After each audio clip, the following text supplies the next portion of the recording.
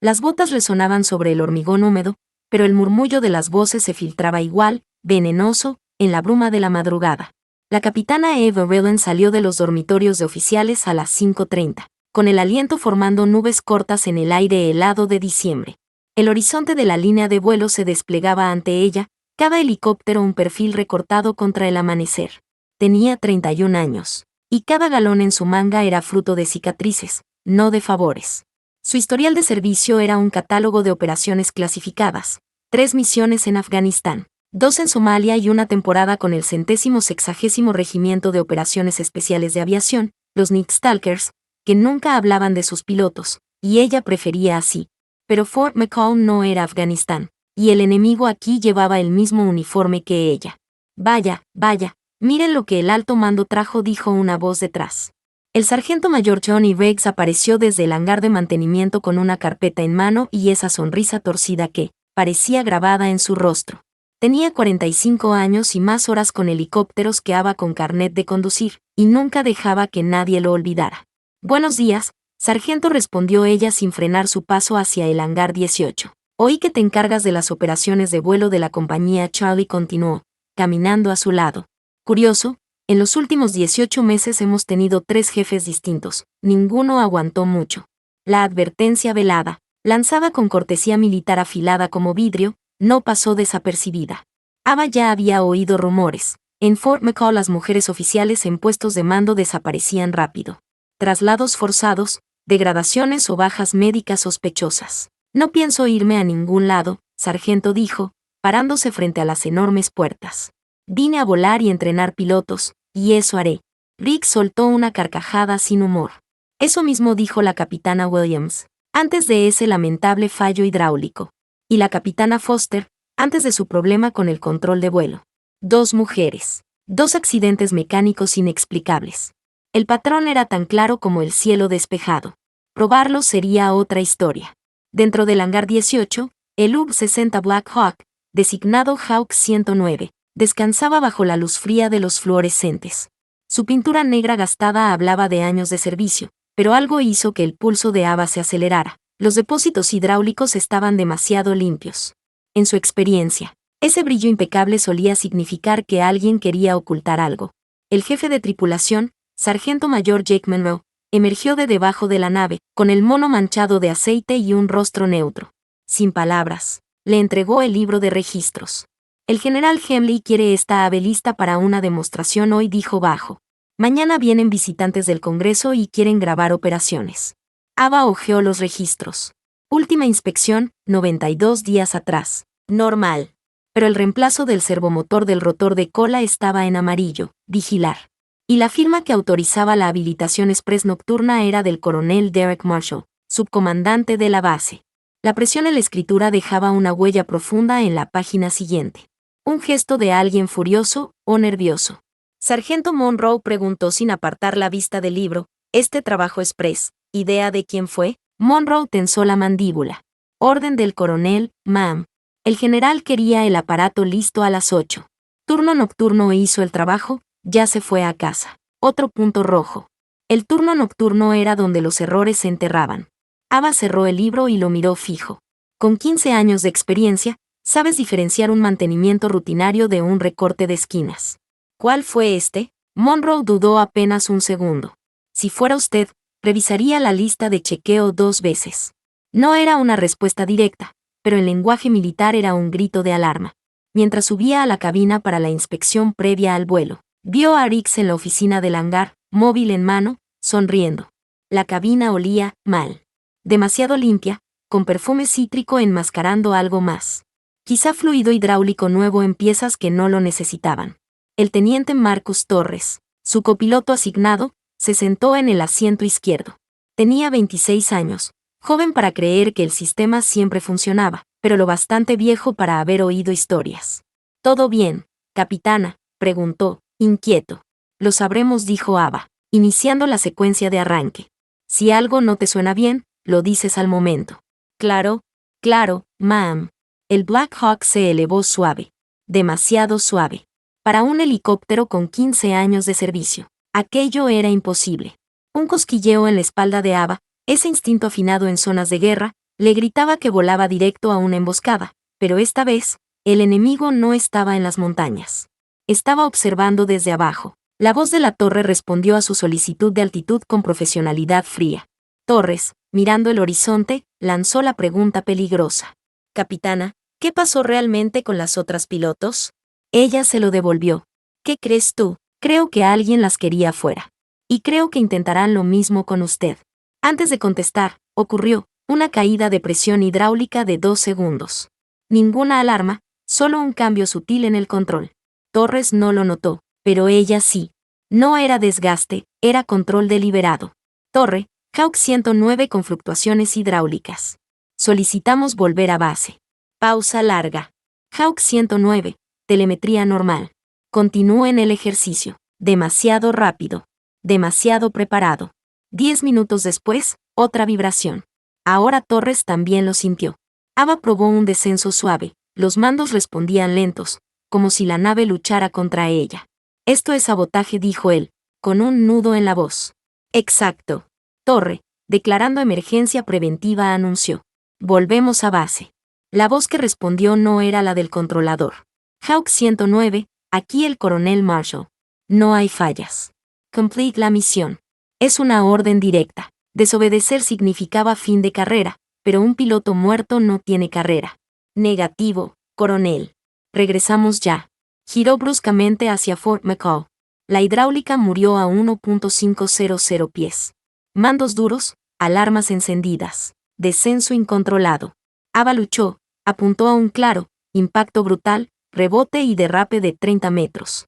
Silencio, salvo por el metal enfriándose. ¿Está bien?, preguntó Torres, pálido. Sí. Teniente, no intentaron matarnos. Querían matarme. Usted tuvo mala suerte de venir conmigo. Ya se oían hélices de rescate. Pero no encontrarían a una víctima agradecida, sino a Ava fotografiando líneas hidráulicas cortadas, guardando piezas manipuladas. Evidencia clara. Y por primera vez desde que llegó a Fort McCall, sonrió. La sala de interrogatorios olía a madera pulida y a política sucia. El coronel Derek Marshall ocupaba la cabecera de la mesa, flanqueado por 2 mayores que Ava no conocía y un civil con traje caro que ni se presentó. Las paredes lucían retratos de comandantes pasados, ojos pintados que parecían vigilar cada palabra. Ava se sentó frente a ellos, aún con el mono de vuelo, la bolsa con las piezas hidráulicas sobre la mesa y la tarjeta de memoria de su cámara bien visible. A su derecha, el teniente Torres parecía recién salido de un accidente, pero con la determinación clavada en el rostro. La taquígrafa no levantó la vista en 20 minutos. Capitana Ryan, empezó Marshall, con voz melosa de vendedor de ataúdes. Estamos agradecidos de que usted y el teniente Torres hayan sobrevivido. Sin embargo, debemos hablar de su conducta durante la emergencia. Así era el juego, convertirla de víctima en problema. No hablar de sabotaje, sino de insubordinación. Encantada de hablar de eso, coronel, respondió Ava con calma. Tal vez podamos empezar con cómo unas líneas hidráulicas no se cortan solas en pleno vuelo. Marshall apretó la mandíbula. Según el sargento mayor Riggs, la falla es consistente con desgaste normal en aeronaves antiguas.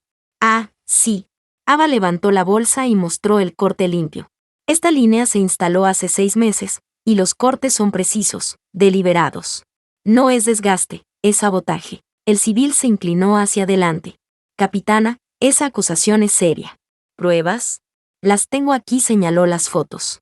Y registros de mantenimiento que muestran trabajo nocturno no autorizado. Marsal arqueó las cejas. Yo firmé esa orden personalmente. ¿A petición de quién?, preguntó Ava, y por un instante vio la grieta en su fachada. No me gusta su tono, capitana. Y a mí no me gusta que me entreguen una nave saboteada y me ordenen volar. Uno de los mayores intervino con cautela. ¿Está usted sugiriendo que un oficial del ejército intentó hacerle daño? No lo sugiero. Lo afirmo. Silencio. La taquígrafa tecleaba como una ametralladora. Marshall se incorporó. Está claramente afectada por el incidente. Queda ordenada a evaluación psicológica. Queda en tierra hasta nuevo aviso. Era el disparo final, cuestionar su cordura, enterrarla en papeleo, dejar que el caso se pudra. La misma jugada contra Williams y Foster.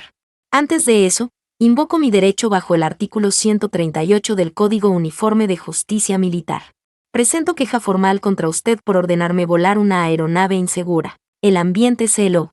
El artículo 138 era dinamita. Investigación del inspector general, imposible de enterrar a nivel local. Marsal palideció. Está cometiendo un grave error. Grave fue intentar matarme, coronel. El civil habló, conciliador. Podríamos resolver esto con una transferencia. Ava soltó una risa seca. ¿Cómo trasladaron a Williams y Foster? Encubrir no es resolver. Recogió la bolsa y la cámara. Esta conversación ha terminado. Elige sabrá de esto en 24 horas. Marsal la detuvo con una frase helada. Se está ganando enemigos que podrían haber sido aliados. Ava le devolvió la mirada de combate, la misma que ofreció a talibanes antes de apretar el gatillo. He sobrevivido a emboscadas y misiles. Si cree que me asustan sus consecuencias, no sabe con quién trata. Salió con Torres pegado a su sombra. ¿Y ahora qué?, preguntó él. Ahora averiguamos hasta dónde llega esto. Y lo quemamos todo. 3 horas de carretera separaban Fort McCall de la oficina del inspector general en Fort Braxton, pero Eva las cubrió en 2:30.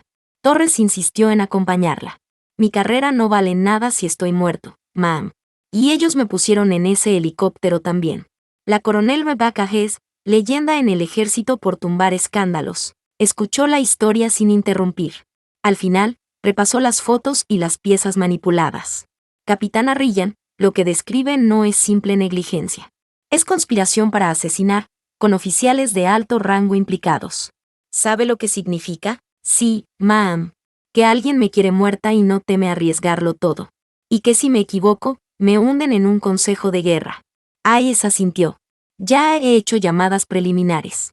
Marshall en licencia administrativa. Riggs relegado a oficina. El general Hemley pidió auditoría total de mantenimiento de los últimos 2 años. Ava sonrió de lado, pero Hayes no había terminado. Hemley tiene aspiraciones en el Pentágono.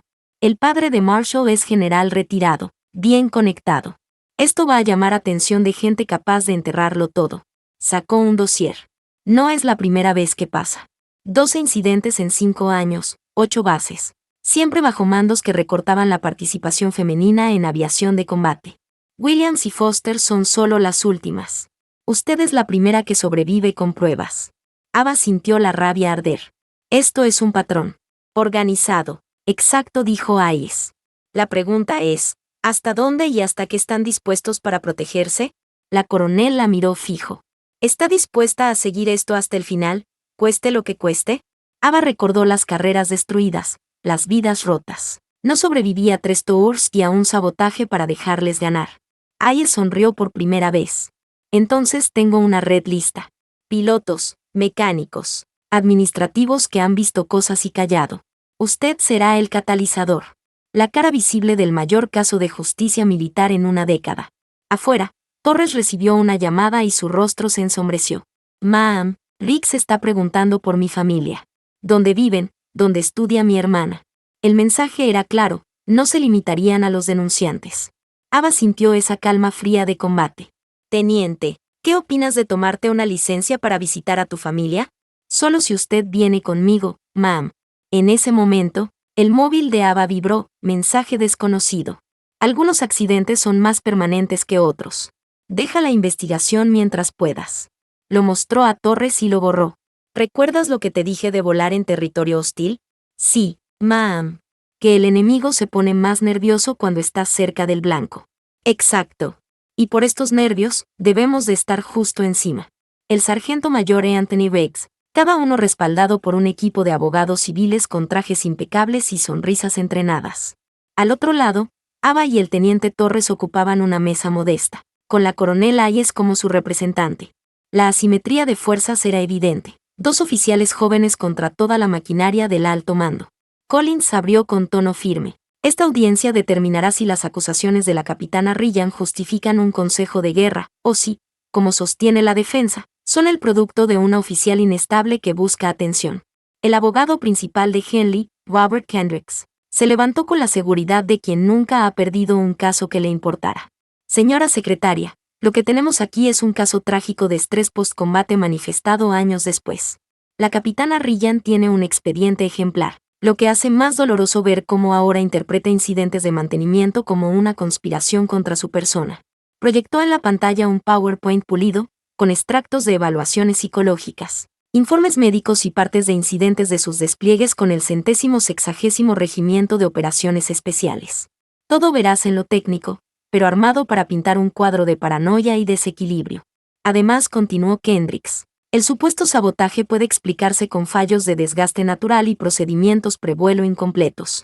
El sargento mayor Riggs, con 30 años de servicio impecable, ha elaborado un análisis técnico que lo demuestra. La presentación era impecable, calculada para convencer a quienes no habían visto los cortes limpios en la goma, ni sentido el control endurecido a 1500 pies. Collins dio paso a Hayes. La coronel se puso en pie y su voz sonó como un motor afinado. Señora secretaria, no estamos ante las fantasías de una piloto traumatizada. Estamos ante una campaña sistemática, desplegada en varias bases y destinada a eliminar a pilotos femeninas de la aviación de combate. Sus diapositivas eran menos vistosas, pero cada una golpeaba como martillo: cronología de incidentes en 6 bases, presencia repetida de Henley, Marshall y Riggs poco antes de las fallas, cambios en protocolos de mantenimiento para saltarse controles, y finalmente, pruebas físicas de manipulación deliberada. Cuando presentó el informe metalúrgico del cojinete de rotor que Barnes había conservado, un murmullo recorrió la sala. El patrón de corrosión química no podía ser accidental. Hughes guardó la bala de plata para el final. Además, hemos recuperado comunicaciones entre los implicados que demuestran intención clara de causar daño. En pantalla, un fragmento de correo electrónico desde el ordenador de Marshall. El problema Ryan debe resolverse de forma permanente. Es demasiado visible para transferirla en silencio. Los abogados de Henley saltaron con objeciones, alegando acceso no autorizado. Collins los mandó callar. Hayes explicó: recuperadas legalmente en investigación del inspector general, con órdenes y registros forenses completos. Marshall estaba blanco. Henley, rígido, apretaba el borde de la mesa. Tras horas de réplica y contrarréplica, el veredicto moral ya estaba escrito. Afuera, durante el receso, los periodistas cercaron a Ava. Capitana Ryan, ¿cómo se siente al exponer una conspiración de este nivel? ¿Teme represalias? ¿Qué mensaje manda esto a otras mujeres piloto? Ava se detuvo frente a las cámaras. Durante 5 años, mujeres piloto del ejército han sido blanco de sabotajes y encubrimientos. Algunas murieron, otras quedaron inválidas. Todas fueron traicionadas por el sistema al que juraron servir. Hoy, eso se detiene, no porque el sistema se corrigiera solo, sino porque personas con valor decidieron decir la verdad. Nadie debería arriesgar su vida para servir con dignidad. Regresó a la sala. 2 horas después, Collins leyó la resolución. Ordeno consejo de guerra inmediato para el general Marcus Henley, el coronel Derek Marshall y el sargento mayor Anthony Riggs, por conspiración, sabotaje, intento de asesinato y conducta perjudicial para el buen orden. La carrera de Henley se evaporó en una frase. Mientras los militares de policía lo escoltaban, se inclinó hacia Ava. Esto no ha terminado. No tienes idea de lo profundo que llega. Ella le devolvió un saludo perfecto, no a su rango, sino al uniforme que había deshonrado. Para usted sí ha terminado. Eso es lo que importa. Torres le susurró.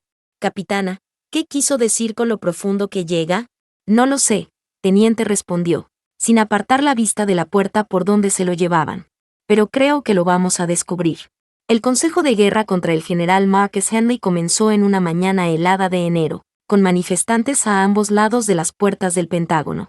Unos portaban carteles que exigían justicia para las pilotos y fin al encubrimiento. Otros sostenían pancartas de apoyemos a nuestros generales y cacería política. Dentro, el ambiente estaba cargado.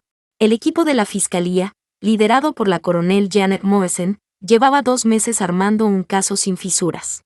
La defensa, aún encabezada por Robert Kendricks, sabía que no solo se jugaba la libertad de sus clientes, sino contener un escándalo capaz de arrastrar a décadas de mando militar. Ava estaba en la galería junto a otras testigos. 2 oficiales de alto rango se acomodaban en el estrado del jurado, coroneles y generales, no burócratas, que tendrían que decidir si la institución se atrevería a juzgar a uno de los suyos. Morrison abrió su alegato sin artificio. Señores del jurado, no se trata de averías ni de papeleo mal archivado. Se trata de una red que saboteó aeronaves para acabar con las carreras y las vidas de mujeres piloto. Se giró hacia una sección de la galería. Miren a la capitana María Vázquez, con lesiones permanentes por un cojinete de rotor debilitado a propósito. Miren a la capitana Foster, cuya trayectoria terminó tras la manipulación de los controles de vuelo. a la capitana Sarah Williams, que sobrevivió a su caída pero nunca volvió a volar. Y, finalmente, a Ava. Miren a la capitana Ryan, que esquivó la muerte gracias a su pericia, no gracias al sistema que debía protegerla. El jurado observó a cada mujer. Eran rostros vivos que desmentían cualquier intento de reducirlas a estadísticas. La primera testigo fue la suboficial Rachel Barnes. Explicó, con el informe metalúrgico en mano, cómo el cojinete de Vázquez había sido debilitado mediante grabado químico, un método invisible sin equipo especializado. Luego el mayor Tom Anderson describió el patrón en varias bases y los traslados de personal incómodo. La sargento Lisa Rodríguez detalló cómo había detectado modificaciones en software de control que retrasaban las alarmas de fallo, pero el golpe vino con el testimonio del teniente Torres. Su relato de cómo la hidráulica del Hawk 109 se dio en pleno vuelo, y de cómo Ava mantuvo la nave en el aire, arrancó murmullos y cabezas inclinadas en el jurado. Si la capitana Ryan hubiera tenido menos experiencia, estaríamos muertos. El helicóptero estaba diseñado para fallar de forma catastrófica, dijo con firmeza. Kendricks intentó erosionar su credibilidad, insinuando que protegía a su superiora. Torres lo fulminó con la mirada. No estoy aquí para proteger reputaciones. Estoy aquí porque intentaron matarme y quiero que no vuelva a ocurrir. En el tercer día, la Fiscalía reprodujo los correos electrónicos recuperados de Marshall, junto con registros de pagos a contratistas civiles que habían suministrado piezas manipuladas. El mapa que emergió era aterrador. No eran 3 oficiales rebeldes, sino una red que incluía contratistas de defensa, asesores del Congreso y generales retirados. Cuando la Fiscalía descansó, Kendricks cambió de táctica. Admitió los hechos pero trató de darles otro marco. Mi cliente cree que la integración de mujeres en combate ha afectado la cohesión y la eficacia. Sus acciones, aunque equivocadas, nacieron del deseo de proteger vidas. Era un veneno disfrazado de patriotismo. Morrison lo desmontó en su réplica. El juramento que hizo el general Henley fue defender la Constitución, no reinterpretarla para excluir a quienes no encajan en sus prejuicios. La capitana Ryan no pidió trato especial. Ganó su lugar. Y por eso intentaron matarla. El jurado deliberó menos de 3 horas. En la acusación de conspiración para cometer asesinato, culpable. En sabotaje de equipo militar, culpable. En conducta perjudicial para el buen orden, culpable. Henley no mostró emoción. Marsal, en cambio, se derrumbó. Riggs permaneció petrificado, como si su carrera de 30 años se hubiera disuelto de golpe. La sentencia sería posterior, pero todos sabían el resultado: prisión militar de por vida para Henley. Su legado reducido a una mancha imborrable. Ava sintió una mano en su hombro. Era Vázquez, aún con bastón. Gracias por no dejar que se salieran con la suya. A su alrededor, las demás supervivientes se reunieron en silencio. No necesitaban palabras. Habían resistido, testificado y vencido. Afuera, los periodistas ya preparaban sus preguntas. Pero Ava solo pensaba en las que no habían podido estar allí. Las que habían sido forzadas a retirarse, degradadas o silenciadas antes de que todo saliera a la luz. Cuando le preguntaron qué haría después, miró directo a las cámaras. Lo siguiente es asegurarme de que esto no le vuelva a pasar a nadie. 6 meses después, el hangar 18 de Fort McCall no era el mismo lugar donde Ava había encontrado depósitos hidráulicos demasiado limpios. Ahora, las paredes lucían monitores de vigilancia, las mesas estaban llenas de registros digitales encriptados y, en un mural al fondo, colgaban las fotos de las 8 mujeres piloto que habían sobrevivido al patrón de sabotajes. El ejército lo llamaba oficialmente Centro de Seguridad e Integración de Aviación. En la práctica, era el corazón de una nueva doctrina: no esperar a que ocurra el desastre, sino anticiparlo y bloquearlo. Y la persona al mando era la mayor Ava Ryan. Mayor, el nuevo grupo de investigadores está listo para su sesión, anunció el teniente coronel Marques Torres, ahora su segundo al mando. En la sala de conferencias, 24 oficiales de distintas bases aguardaban. La mitad eran mujeres, un porcentaje impensable un año atrás. La otra mitad, hombres que habían pedido entrar al programa voluntariamente. Ava inició con la proyección de los rostros de Vázquez, Foster, Williams y el resto. Estas mujeres ganaron su puesto por mérito. Fueron traicionadas por el mismo sistema al que juraron proteger. Henley cumple 25 años en Leavenworth. Marsal, 15. Riggs, 10. La justicia después del hecho no basta. Nuestro trabajo es que no haya más víctimas. Desmenuzó los métodos usados: cortes precisos en líneas hidráulicas, piezas reemplazadas con defectos de fábrica introducidos a propósito, software alterado para retrasar alarmas. Explicó las nuevas salvaguardas, inspecciones externas, seguimiento de cada componente desde el fabricante hasta la instalación, sellos inviolables, cámaras en cada bahía de mantenimiento, y sobre todo, una política cultural de cero tolerancia al silencio. Al final, un joven capitán levantó la mano. Mayor, ¿cómo vuelve a confiar en el sistema después de algo así? Ella no lo pensó mucho. No confío ciegamente. Por eso existimos. La confianza debe ganarse y verificarse cada día, en cada decisión y en cada nivel de mando. Esa noche, Ava caminó sola por la línea de vuelo. Los helicópteros brillaban bajo las luces, listos para el entrenamiento del día siguiente. Donde antes había trampas, ahora había controles. Donde antes había miedo, había protocolos y vigilancia. Su teléfono vibró, un mensaje de María Vázquez.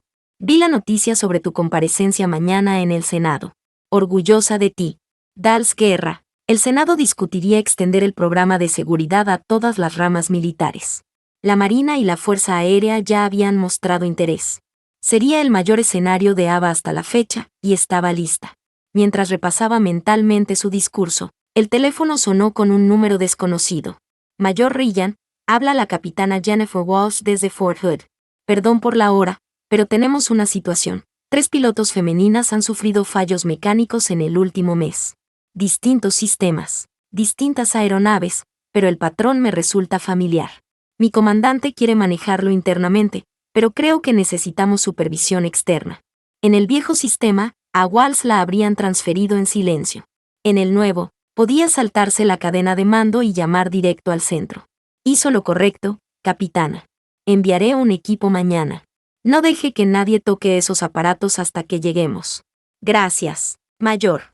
Es diferente ahora. Mejor. Ya no tenemos que tener miedo.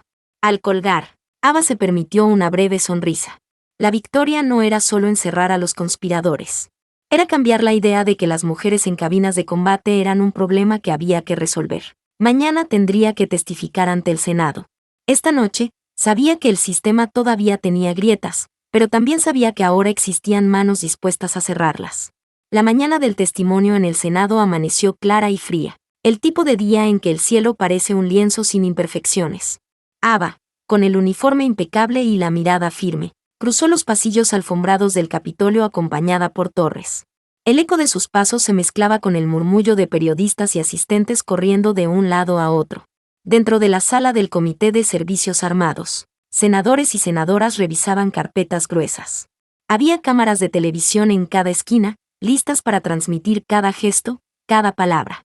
Ava sabía que, aunque estaba allí para hablar de seguridad aérea, lo que realmente estaba en juego era la credibilidad del cambio que ella y su equipo habían iniciado.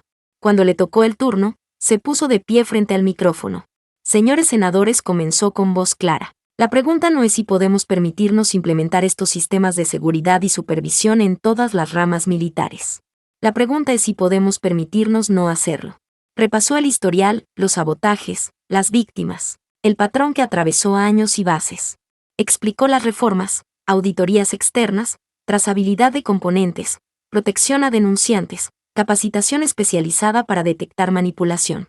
No ocultó que aún había resistencia cultural, pero enfatizó que las herramientas y la voluntad para enfrentarla ahora existían. Al terminar, hubo un silencio breve, pesado. Luego, un senador veterano de guerra inclinó la cabeza. Mayor Ryan, su testimonio será parte del expediente que nos guíe en esta decisión. Fuera de la sala, un enjambre de periodistas la rodeó. Mayor, ¿cree que habrá oposición interna?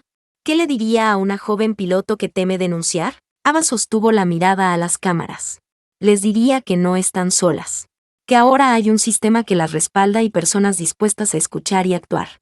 Esa noche, de regreso a Fort McCall, encendió su portátil. Tenía un correo de la capitana Walsh. El equipo llegó. Ya tenemos evidencia preliminar. Parece que intentaron manipular el sistema de combustible de 2 aeronaves. Respondió enseguida. Aíslen las piezas, documenten todo, envíen copias seguras. Estaré allí en 48 horas. Cerró el ordenador y miró por la ventana. Las luces de la base brillaban en la oscuridad, y en la distancia se escuchaba el rugido de un rotor iniciando un vuelo nocturno.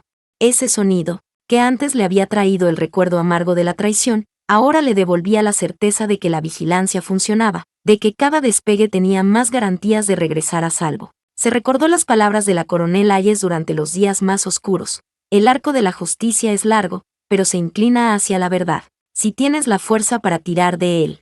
Ava había tirado con todas sus fuerzas. Ahora había otros tirando también. Sabía que la batalla nunca terminaría del todo. Siempre habría quienes confundieran tradición con privilegio, quienes vieran la igualdad como una amenaza. Pero ahora había protocolos, tecnología y, sobre todo, personas que no se quedarían calladas. Apagó la luz y se recostó. Por primera vez en mucho tiempo, durmió sin sobresaltos. Afuera, el cielo de Fort McCall no era un campo minado invisible para las mujeres piloto. Era, por fin, un espacio abierto para cualquiera con el valor y la habilidad de volar.